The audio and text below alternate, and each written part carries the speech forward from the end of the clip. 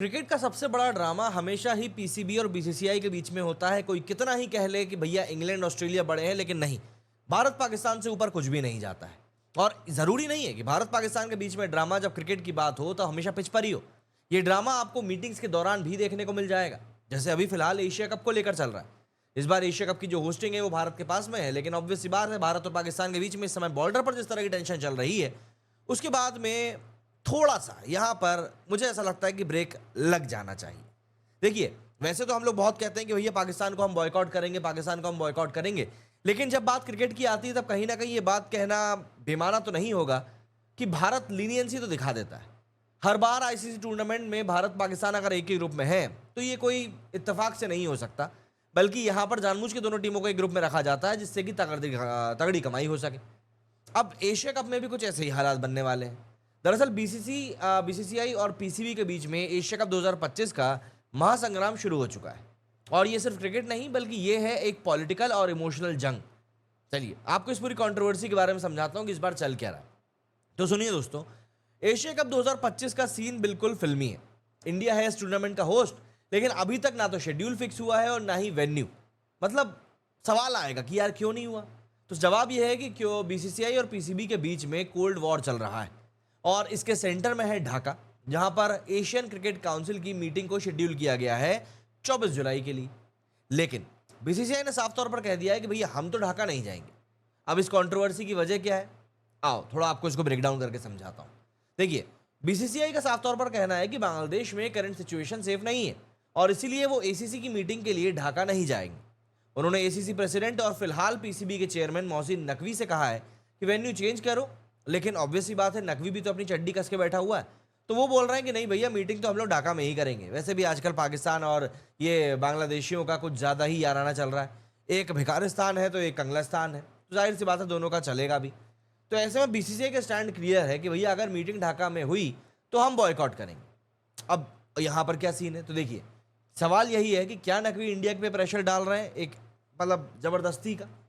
अगर हम सीधी सी बात करें तो BCCI will boycott any resolution if Mohsin Naqvi goes ahead with the meeting in Dhaka. ये बीसीसीआई के सोर्सेज ने क्लियर कर दिया है कि इसके ऊपर कोई दूसरी बात नहीं होगी। अब सवाल ये उठता है कि भैया अब ये एशिया कप का क्या होगा। तो देखिए, इंडिया फिलहाल डिफेंडिंग चैंपियन है। अगर आपको याद हो तो 2023 में हमने पाकिस्तान में जिस तरीके से नहीं खेला था और श्रीलंका में न्यूट्रल वेन्यू पर अपने मैचेस खेले थे, ऐसा ही कुछ इस बार इंडिया ने कह दिया था भैया कि ये पाकिस्तान में हम लोग नहीं जाएंगे। चैंपियंस ट्रॉफी भी हमने दुबई में ही खेली।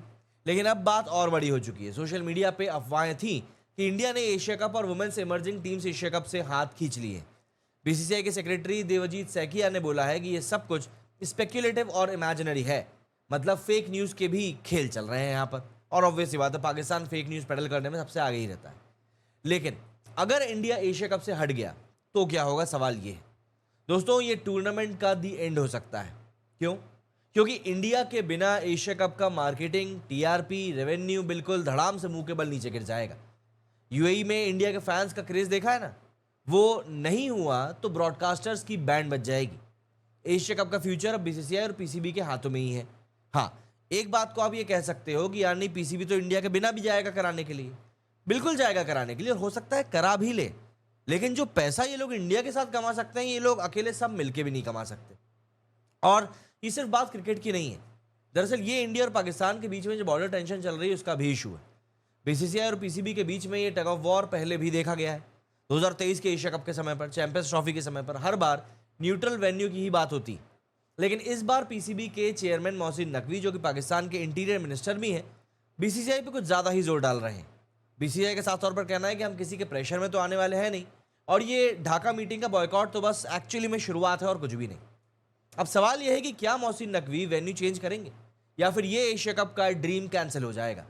एक बात तो यहाँ पर क्लियर है कि जब इंडिया और पाकिस्तान का क्रिकेट आमने सामने आता है तो ड्रामा गारंटीड होता है।